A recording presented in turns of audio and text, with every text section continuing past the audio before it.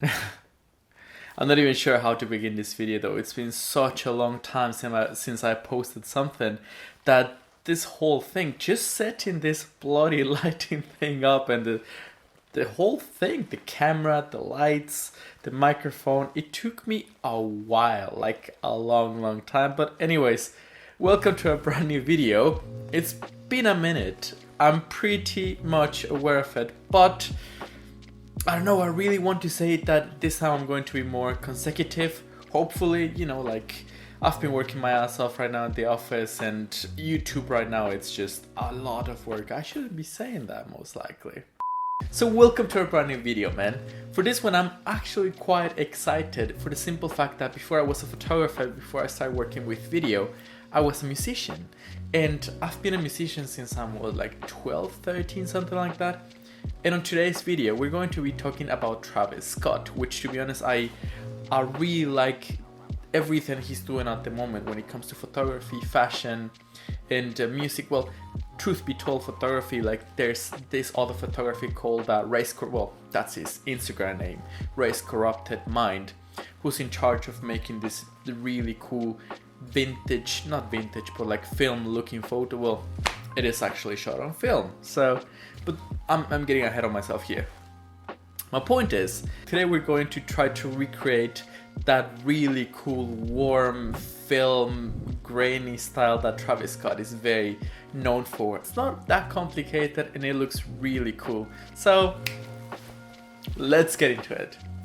We're going to go from this to this. Of course, we're not going to be like 100% accurate for the simple fact that the photographer actually shot with film. But let's get it going nevertheless. So the first thing you want to do is duplicate your background layer.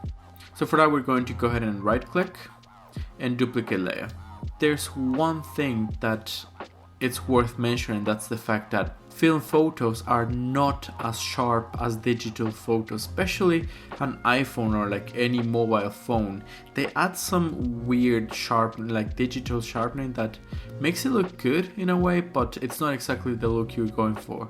So you're going to select your layer, then we're going to go up to filter, blur, and Gaussian blur. I would say like 0.8 should do the trick for me. It doesn't have to be crazy, it just has to, especially if you look at these branches right here. See, it's very subtle, but it is right there. So let's do 0.8. Alright, so now that we've got this, there's a staple look to the photos, and that's that very warm type of color. So for that, we're going to go down here to our adjustments, and we're going to add a photo filter. You can use any color, but I strongly advise you to use like this one, the filter 85. That's the one I've been using. So I think I'm going to go with like 50%. So once we've got this, it's time to add our curves. So again, let's go to our adjustment tab and let's click on curves. So for that, we're going to be adding two curves. The first one is what I like to call the film curve. So you're going to, this part right here is going to be your highlights, and this part right here is going to be your shadows. So I like to lift the highlights just a hair. I like to make a point somewhere around between the middle and this point right here, so somewhere around here.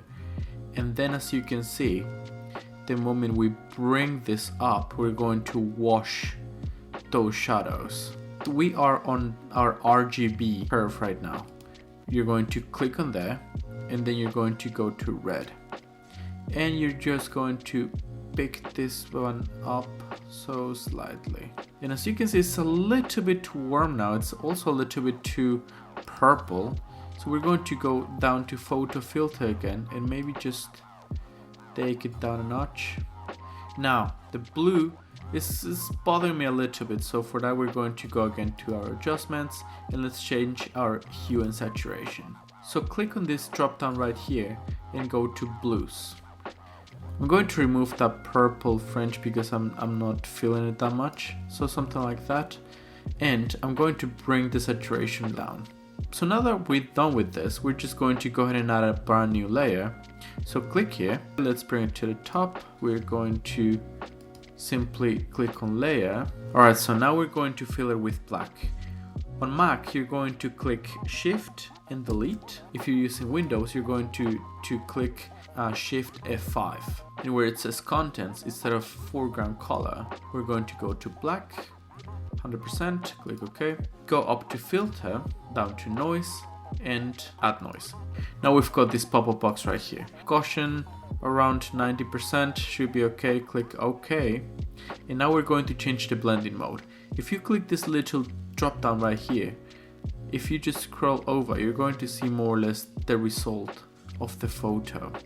So in my case, I think something like soft light works relatively good.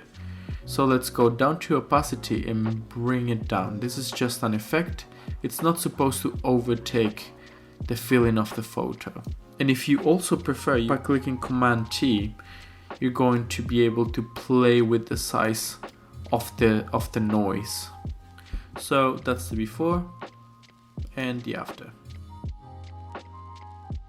So like I mentioned at the beginning of this video, we are trying to recreate a photo that is actually shot with a film camera. Kind of like, hold on, just give me a second. This bad boy right here.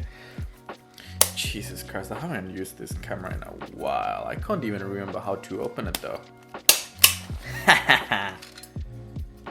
There you go. This is a film camera. So all Travis Scott photos have been taken with I reckon with a point and shoot.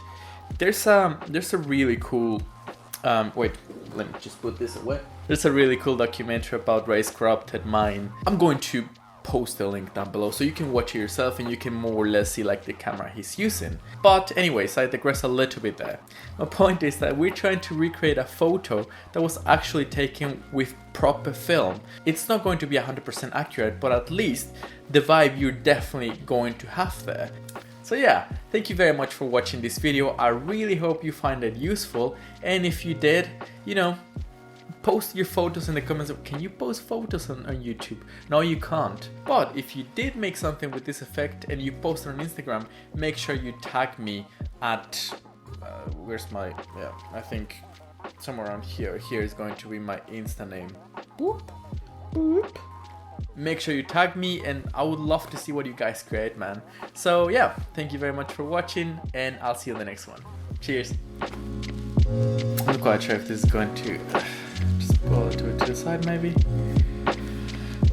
Whew. I haven't done this in a while though. Alright, so